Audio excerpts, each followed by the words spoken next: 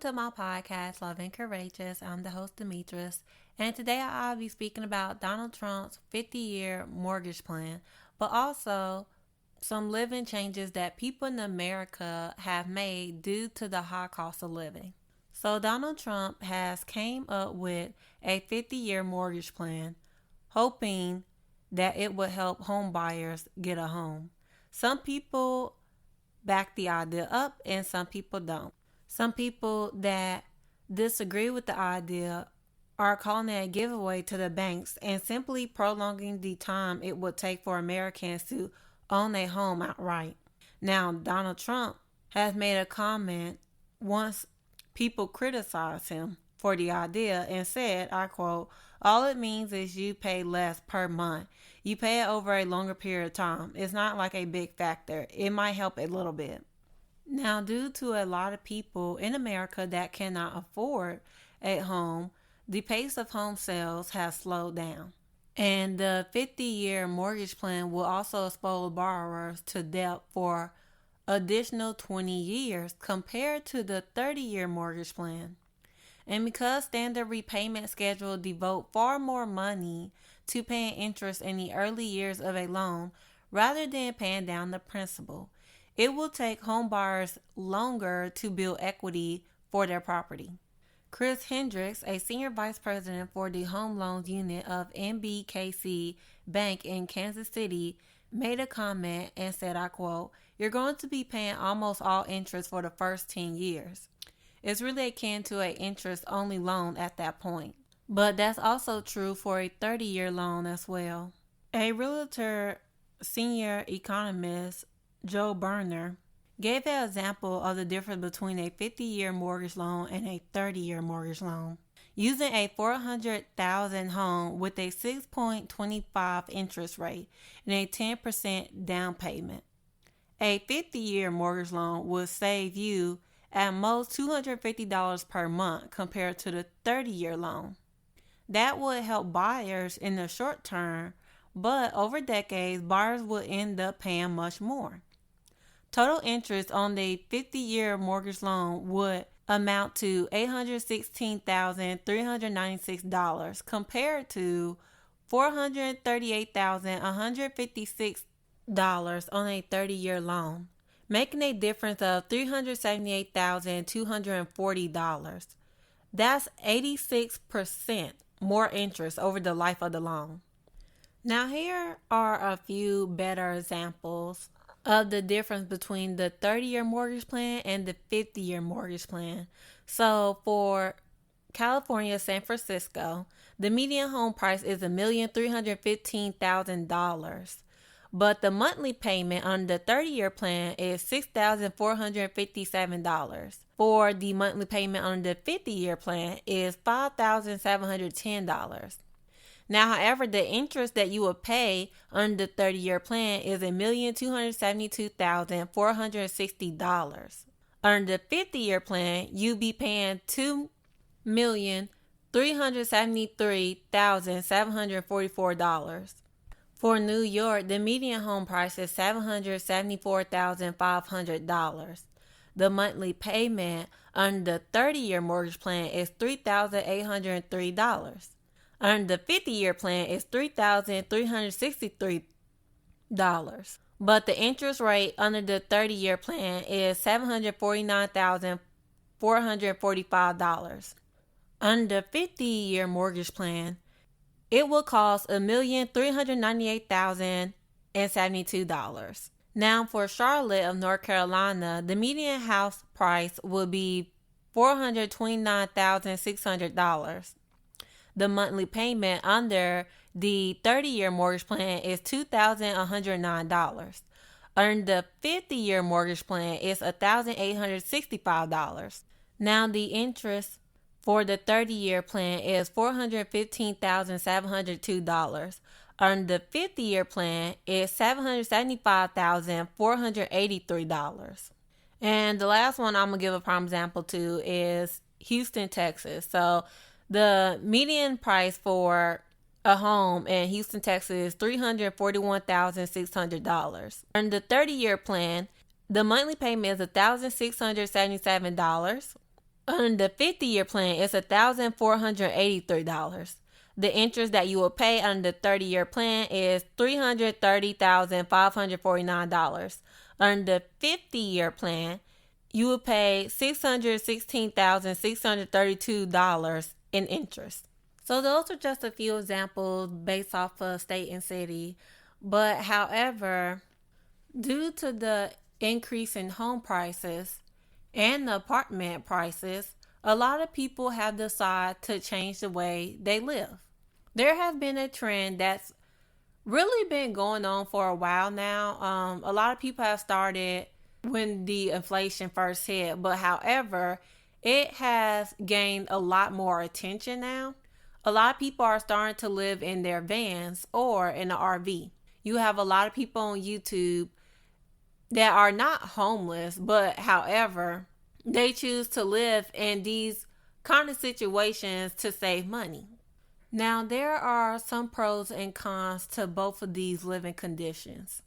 One, for the van life, the pro about it is that you won't be paying any rent. So no rent, no utility bills.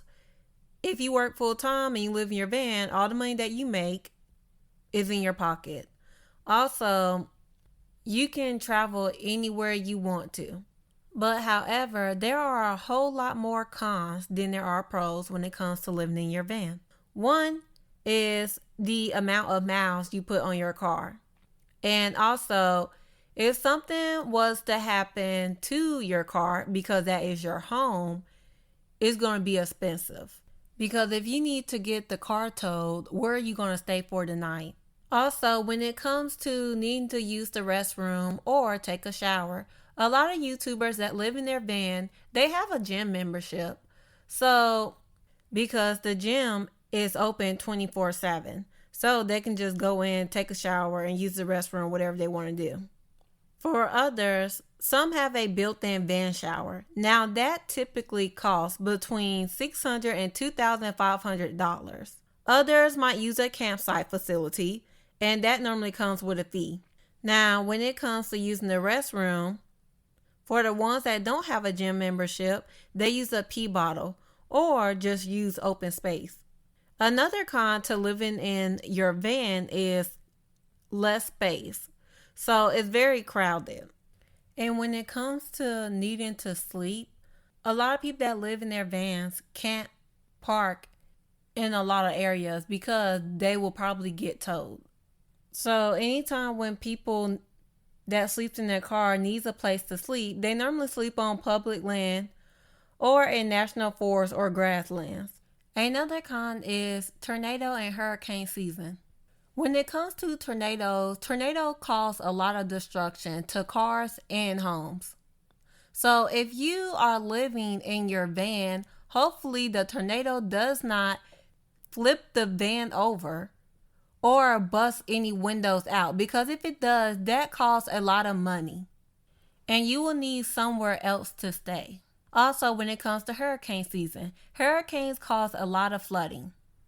And when all the rain comes in, the issue is all that rain, what it does is it picks up a lot of cars and it tends to move them. Also, there be a lot of water in the cars as well. When it comes to living in RVs, there are some pros and cons to that as well. So one of the pros is that you can travel anywhere you like to, just like living in the van. Living in the RV leads you closer to nature, taking advantage of outside activities. Also, living in the RV, you don't have to pay any mortgage or utility bills. Now, however, it still can be a little expensive. Now, one con of living in the RV is limited space. So due to the small amount of space, you will have to downsize. So some things that you typically have in a home, you cannot have in an RV. Also, maintenance. Living in an RV requires regular maintenance, such as cleaning and repairs. Now, also, it depends on which RV you get, because some RVs, they provide full hookups, meaning you'll have access to fresh water, sewer connections, and electricity. Now, however, if you are boondocking, which is camping off grid, you'll rely on freshwater tank, wastewater tanks, and a power source such as a solar panel or a generator. And also RVs that requires a propane tank. Now, these need to be switched out regularly. Now, however, I know that I said earlier that one of the pros is you can travel. But however, living in an RV can lead to travel fatigue. So you are constantly moving from place to place, which can get very stressful. But it just depends on the individual, and especially if you're doing it full time. Another con is living in a RV under weather conditions. Especially when it comes to winter, you will need to insulate your RV. Use space heaters or the built-in furnace, and make sure your water lines do not freeze. Also, living in an RV has limited amenities. Not all of them have what a normal home will have, such as a kitchen or a washer and dryer. There are some people on YouTube that actually remodels their RVs, which can cost a lot of money. But the last thing is living full-time in an RV. People typically spend between $1,500 to $3,500 per month. So there are a lot of cons than there are pros to living in a van or RV. Now, however, the fact that the price per month ranges from $1,500 to $3,500, to me, that's rent. You might as well just want to stay in the apartment. But everybody is different, but that's rent. Also, for some people that be trying to remodel their vans and stuff, I have seen videos of people remodeling their RVs, remodeling their vans, but to me, that costs money. If you're going to spend all this money doing that, you could have bought a tiny home. You could have literally got you an apartment and saved more money. To me, I think it's more expensive when you're talking about remodeling. But I feel like a lot of the people on YouTube, I feel like they're faking it until they make it, like acting like, they're really enjoying it. No, they're not. Because I'm going to tell you right now, when it comes to winter and you in a dang on car or RV, no, I don't even see how that's comfortable. I feel like people are just living this way because stuff is too expensive and whatever works best for them. But however, I feel like some of them are trying to encourage other people, and I'm like, I don't really agree with that, because I feel like there's going to be some cons later down in the road. We already know a lot of these politicians trying to make homelessness illegal. So if there is an increased amount of people living in their cars, I feel like some of those people are going to start getting arrested. That's going to be an issue. Some of these people's cars going to get towed. It's going to get ugly.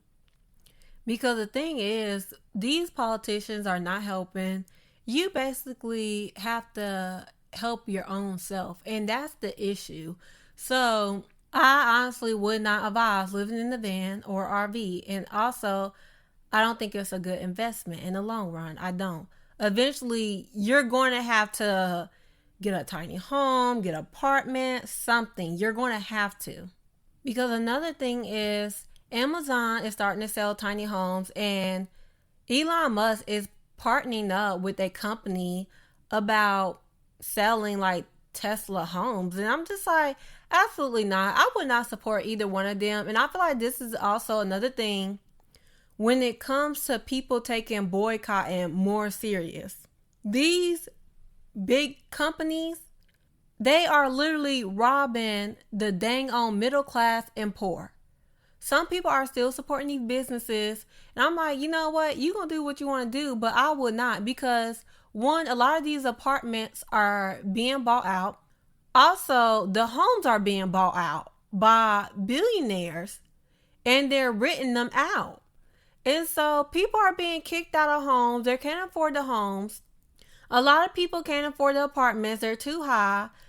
The minimum wage in a lot of states is still $7.25, which is ridiculous. A lot of these jobs don't pay enough for people to afford the rent. And so you got people living in their vans or RVs, And honestly, the sad part about it is that we have these governors and mayors and stuff that can really be building more public housing because we don't have enough. I see all these apartments being built and they're not affordable. And not to mention Donald Trump's stupid 50-year mortgage plan. Literally, these people are going to be still paying that house off even after freaking retirement. Not only that, the age of when people are going to buy their first home now in America is age 40. That's terrible. When over freaking 10 years ago, it was age 28. Like, that's a complete difference. And the 50-year plan is trash. You're paying a whole lot more in interest. So, no, it takes too long to pay off. And honestly, the goal of these politicians and even these billionaires out here is to really drive people in America into poverty or homelessness, I should say. Because when it comes to these tiny homes, I can see it right now. These politicians and billionaires, they're going to try to find a way to buy those things out, force people out of their homes. And when poverty rate gets high just enough, they're going to start arresting people and forcing people into manual labor. So that is all for the topic. And now I'm going to get into the Black History Fact. The Black History Fact will be about Richard Bowie Spikes, the black man that invented the automatic safety brakes. Richard Bowie Spikes invented and patented an automatic safety braking system for buses and trucks back in 1962. The innovative system was designed to help prevent accidents by automatically stopping the vehicle if it sensed an obstacle ahead. The invention was quickly adopted by school buses in America, making them much safer for kids. Richard Bowie Spikes also held other patents during his life, including an improved beer tap, an automatic gear shift device, and directional signals for vehicles. That is all for today, and for next week I'll be talking about the Department of Education that removed what is considered a professional degree. So thank you everyone for listening to my podcast, and I hope y'all have a lovely day.